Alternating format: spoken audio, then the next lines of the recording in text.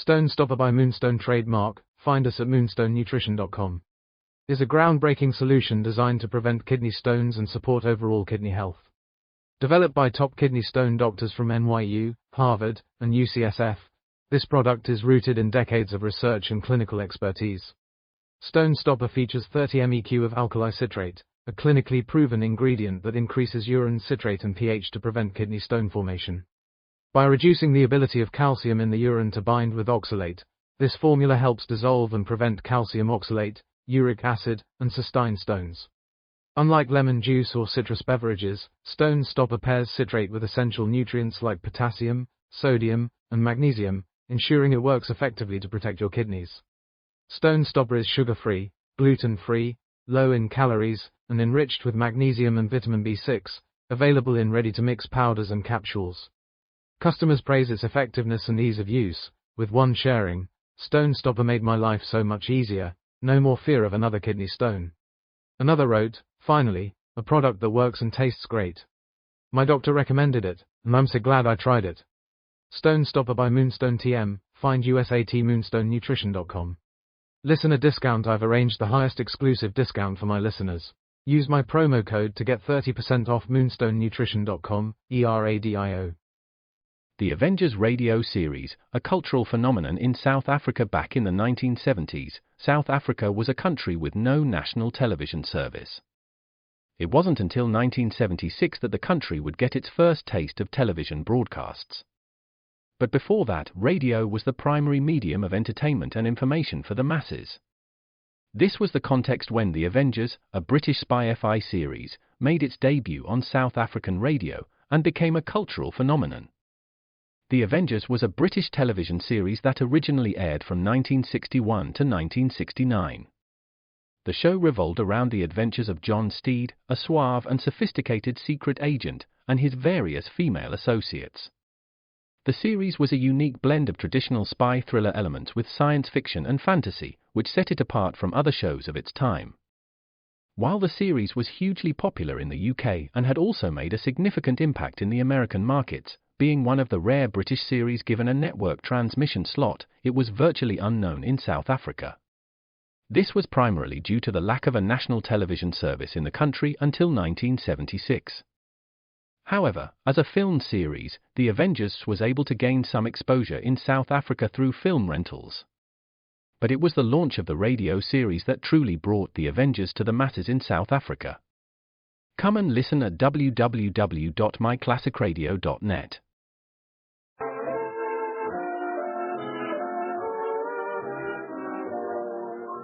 George has given Gracie $25 and told her to buy him some long underwear.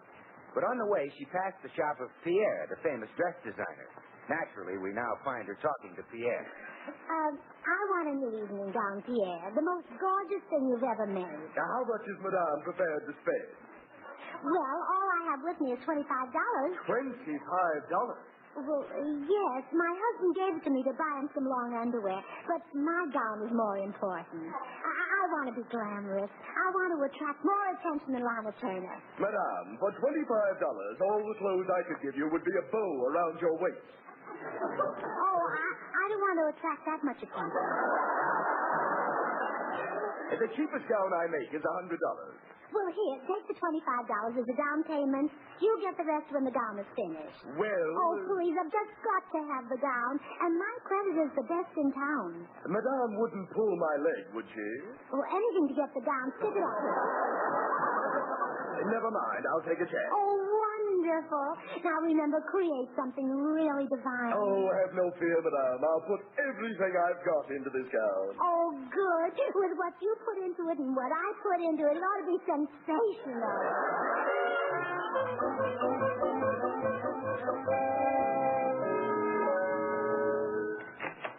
Well, back so soon, Gracie? Did you get my long underwear? No, I couldn't find any. Oh. Well, give me back the $25. Oh, I couldn't. Why not? Why not? Why not? Why not? Yeah, why not? Well, because it's in my shoe, that's why not. Well, take your shoe off. Right in front of you? I've seen you with your shoes off before you. Why, George Burns, you peeping Tom. Gracie, I want my $25. Oh, there's someone at the door. I'll be right back. Good afternoon, madame. I've come to take the measurements Oh, Pierre, I can't talk to you about the guy now. I'll meet you at the shop in 10 minutes. Gracie, who is that? What do I hear about measurements? Well, I guess you've got me. It was going to be a surprise, but, I'll tell you. I couldn't find any long underwear in the stores, so I hired this man to make you some. His name is Pierre. Pierre? The famous French long underwear maker. A French long underwear maker? Oh, yes. He makes underwear for General de Gaulle, and you know how long they'd have to be. Oh, so you gave him the $25? Yes. I didn't want to tell you, but now you know. Well, if you'll excuse me, I have to run in and change. Gee, I'm going to be wearing genuine handmade French long underwear. That's real class. I'll have to shorten my trousers. Pardon, monsieur. Yes? Madame said she would meet me at the shop to give me the measurements, but I'll be at the studio for the rest of the day. Oh, you're Pierre. My wife told me what you were going to make. I'd like to hear just what you've got in mind. But of course, monsieur. I plan a gorgeous creation of pale peach satin. Pale peach satin? That's good. You can trust Pierre. Now, around the neck will be a delicate frou-frou of lace. A frou-frou? Yes. The neckline will be cut low to reveal a tantalizing glimpse of bare white shoulders. And the neck will have a frou-frou? Yes. You're sure you've made these things before? Oh, it's my life work. Well, you ought to know what's best. I suppose it buttons down the front, huh? Oh, no. Down the back? No. There'll be no buttons, just one zipper.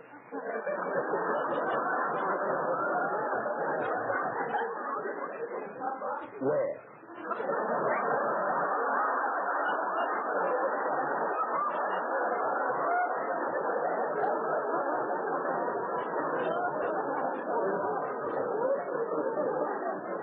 On the side.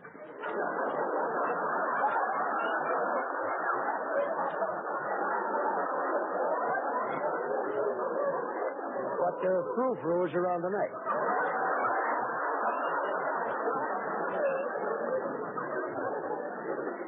In the front, nothing should break the simplicity of the drape unless one chooses to wear a rhinestone clip. I don't think one will.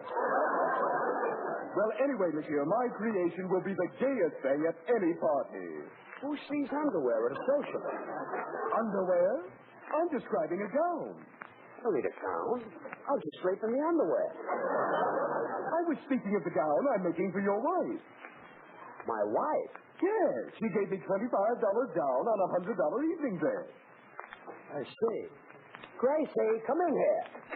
Yes, dear? Gracie, you're not going to buy any $100 gown from Pierre. Oh, but George, I only wanted it so I'd look my best when I went out with the handsomest man in Hollywood. That's me?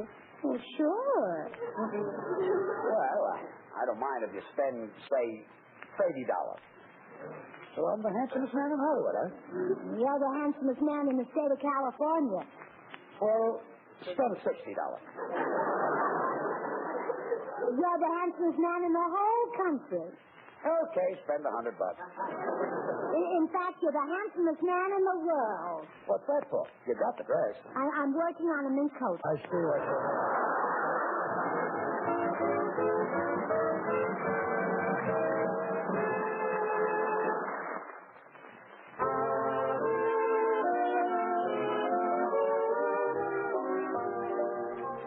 Well, it's breakfast time in the Burns home, and the ham is just coming in from the kitchen.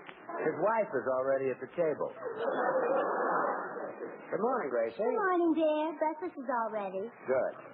Did you notice the new couple who moved in next door? I'll say. He was out in the yard taking a sun bath this morning. Yeah. Don't blame you for looking. Guy's got the sort of a figure that women like. Now, me, I'd much rather have your figure. You would? Well, sure, if I had his figure, I'd look like a man.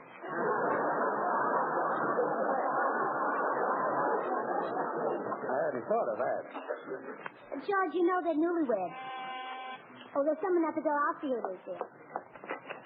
Good morning, Mrs. Burns. Here's your mail. Oh, thank you, Mr. Postman. My husband and I have been talking about the new couple next door. They just got married yesterday. Oh, a fate worse than death. Oh, Mr. Postman, all marriages aren't like yours. You're not happy because you're henpecked. Not henpecked, Mrs. Burns. I'm buzzard battered. Mr. Postman, if your wife is such a mean woman, why did you marry her? I didn't know I was getting married. She told me it was a civil service examination. And it's too late to leave her now. We have 2 children. 2 children? Yes, Herbert and Chevrolet. Chevrolet? Yes, what we really wanted was a new car.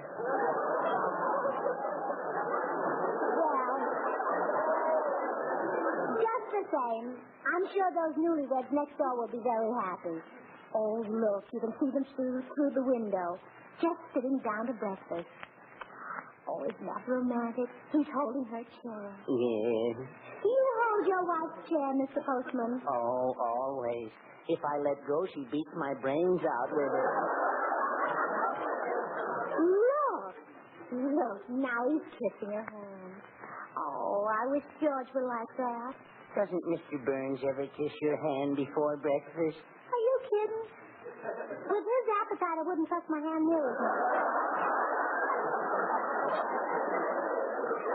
Oh, look, now he's buttering her toast. Oh, yes. And now he's holding it while she nibbles at it. Isn't that sweet? Yes. I wish Bertha and I could be that chummy. Well, maybe you and your wife should do more things together. Share the same interests. We used to dig in the garden together, but I got worried and made her stop. Why, Mr. Postman? She dug a hole just about my size.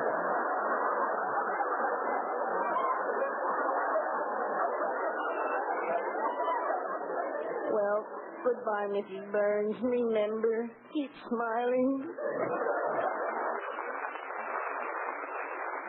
Well, did you see how I handled him, Virginia? Oh, he seemed a little confused. Oh, well, he's been that way ever since he married me. And now, Virginia, I'm going to show you the most important thing of all. How to get money from your husband. But, Mrs. Burns, don't husbands give their wives money without being asked?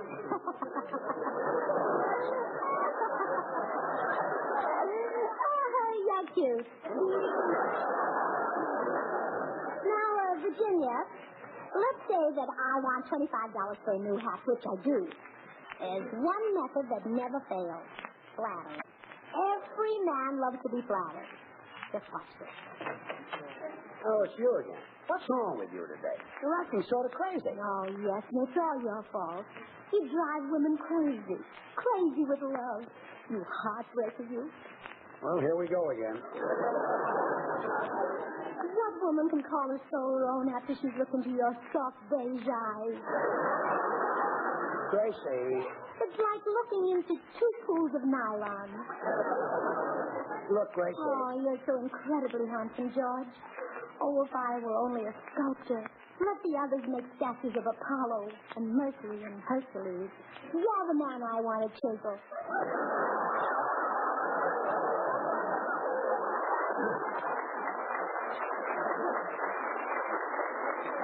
Look, Gracie. Oh, George. Why did Mother Nature have to blow her top on you? I don't know. But let's face it, dear. I didn't marry just an ordinary mate. Believe me, we're in the same boat. Oh, the strange and tender things that remind me of you. The sight of your tousled hair in the morning. Your strong white feet at eventide. Your girdle hanging on the line. Yes, tender, yes. The kindness that shines from your eyes. The warm, generous smile that lights your face when I ask you for $25. Gracie. The blur of your hand as it leaps to your billfold. The sudden whoosh of air rushing in as you open it. The soft crinkle of 2 10s and a 5 as you press them into my palm. Those are the things you like about me. Yes. The blur of my hand as I whip out my billfold. Like this. That's it. The whoosh of air as I open it. Like this. Oh, I love that. The crinkle of 2 10s and a 5. Like these. Oh, yes, dear. These little things remind me of you. I'm going to give you another tender little memory to tuck away in your heart. What, dear? The merry sound of my laughter as I shove it all back in my pocket. Oh, but George... I'm ashamed of you. Downright ashamed. You say you love me. And yet you deliberately flatter me and lie to me to get money. Oh, I'm ashamed of myself, George. It was as low as you think. You shouldn't lower yourself for such measly amount of money. $25. You're right, dear. I'll go out and come back again and try for 50. Oh, what?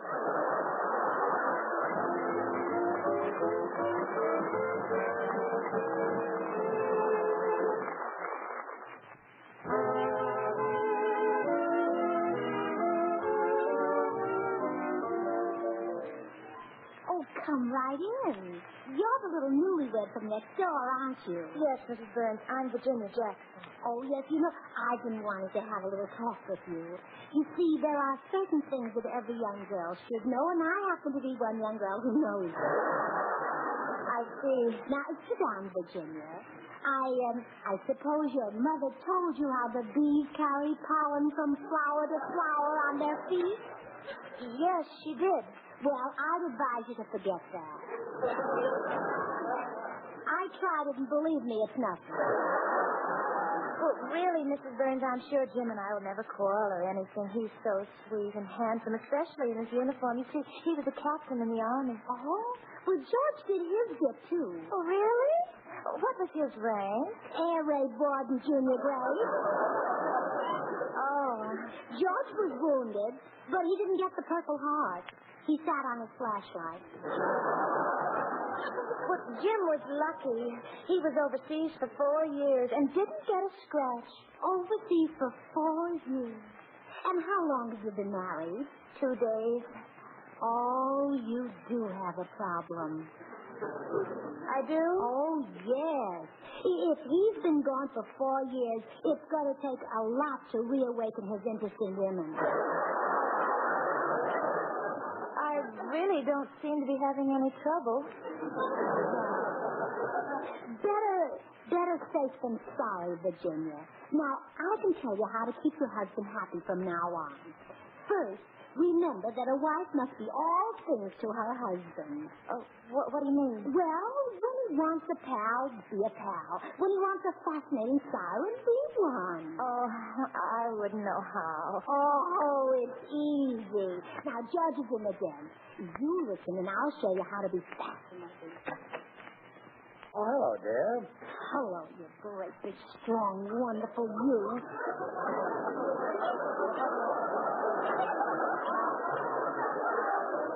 Huh?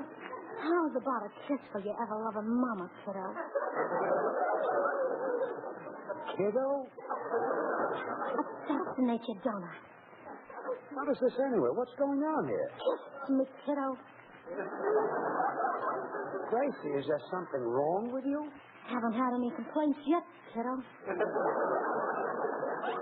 Look. You know I'm fascinating. Come on, let's fast.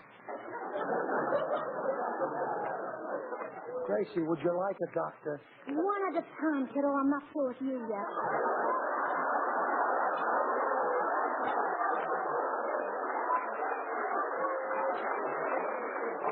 Stop. This has gone far enough.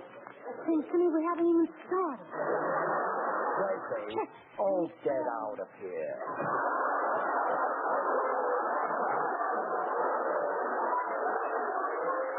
Oh, I wish George would act like a newlywed and hold my chair and butter my toast. Maybe he will if I give him a chance. Dearest, What? I'm about to sit down to breakfast. Well, Well, would you hold my chair for me? what for? You can't miss it.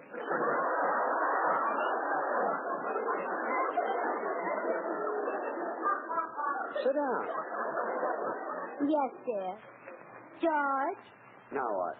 butter my toast for me. Order it yourself. You got a broken arm? Hold it up and I'll nibble on it. Are you nuts? No. No, it's fun if the husband holds the toast and the wife nibbles at it. What do we do with the next piece? Throw it in the bathtub and bob for it? George Burns, you've got no romance in your soul. You haven't even kissed me this morning. Okay. There. Now let's eat. Oh, no, not like that. Kiss me like you used to. That's exactly the way I kissed you on our wedding night. You kissed me like that when I was a blushing bride? Sure. Wonder what I was blushing about. Oh, I've had enough of this. I'll see you later.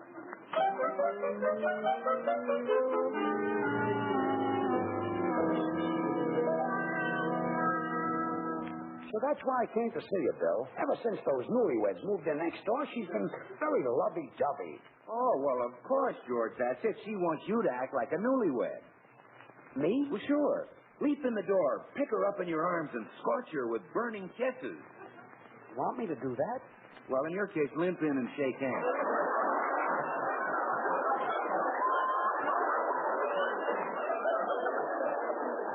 Okay, comedian, if you don't want to help me. I am trying to help you, George. Now, why don't you make with the lovey-dovey stuff? You know, that gooey talk. I'm not good at that. Oh, still, you've given me an idea.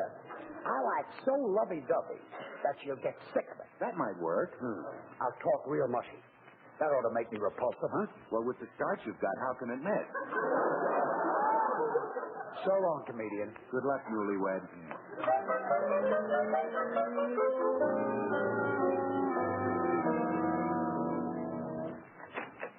Why, George, back so soon? Yes.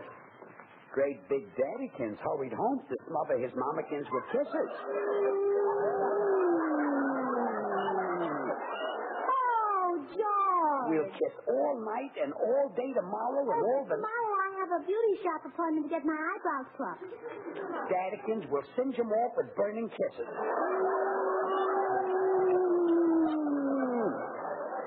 Isn't Grad? No, isn't. But Daddykins is making like a newlywed. Well, I liked you better the way you were before. Okay, Gracie. Well, that's better. Now let's go out to dinner the way we planned. Good. Get my coat, will you? Get it yourself, you cripple.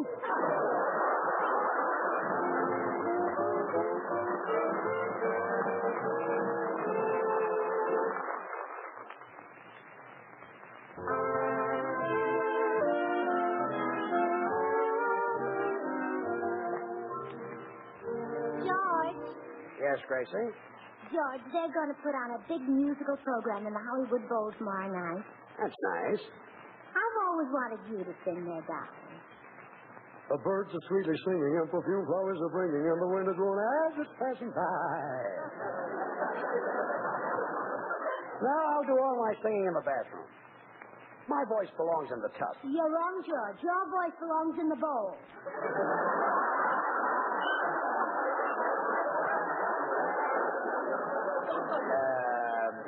Yes. Where thousands of women would jam Hollywood Bowl to listen to you. Women like my voice, huh? Oh, yes. Ordinary crooners make their bobby socks quiver, but you shake women in their foundations. Funny, Hollywood Bowl is for those classical singers, like Nelson Eddy. Oh, you're much more convincing than Nelson Eddy. Why, when you sing shortening bread, you can actually smell it.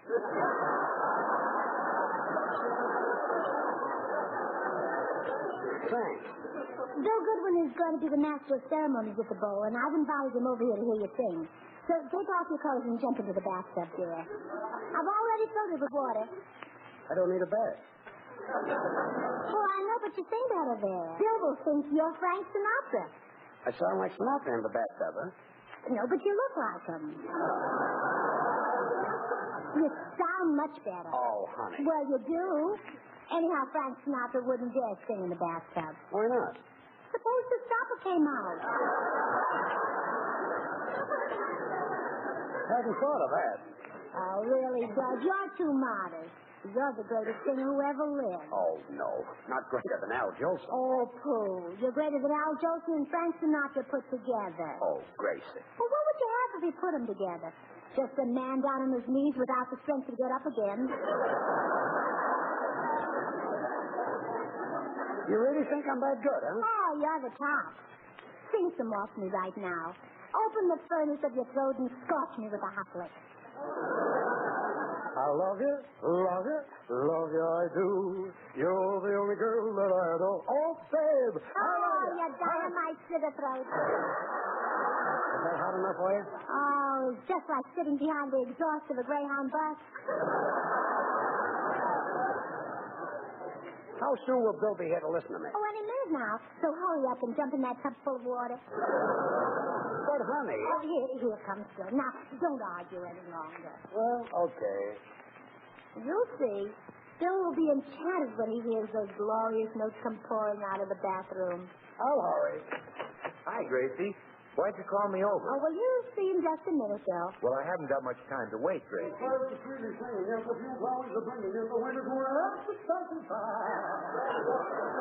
There, Bill.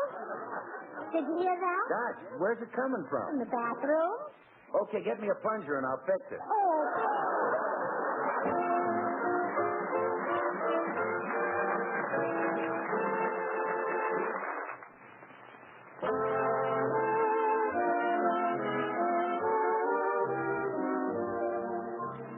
you know, George, I've just been sitting here looking at you.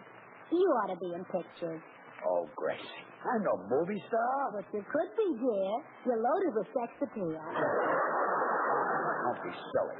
Movies are for guys like Gregory Peck. Oh, pooh. How can you compare a Peck to a man who has it by the bushel?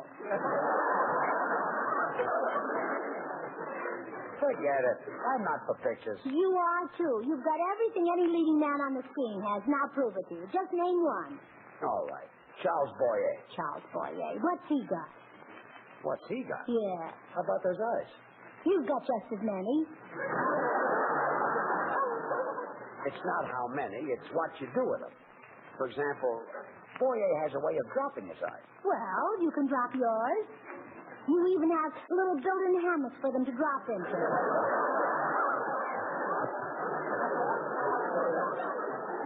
Look, Gracie, granted I might have a certain amount of charm, but could I handle the acting for a picture room? I knew you were going to say that, and I'm ready for you. What do you mean? Well, I have a little scene here that I wrote just for you. You run the entire gamut of emotions in it. Oh, Gracie, Oh, what's the matter? Afraid to find out how good you are, huh? No. All right. Give me the part. Here.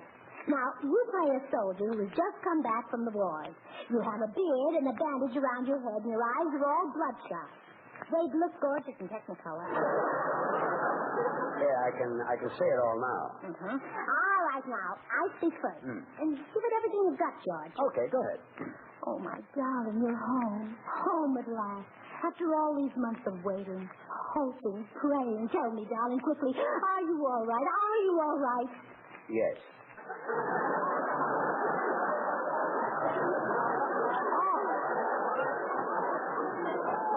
Oh, you've been shot. Yes, I can see it. Your wounds. Oh, my poor dearest. Where did they get you? Where? Here.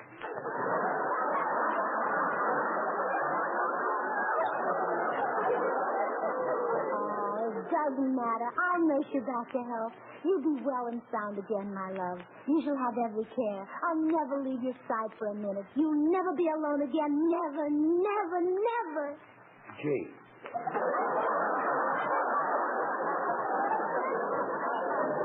Oh, darling, seeing you again is so wonderful. I'm afraid I'm going to cry. Oh, well, I mustn't cry. Laugh, that's what I should do. Oh, you see, George, you're dying. Yes, I'm dying.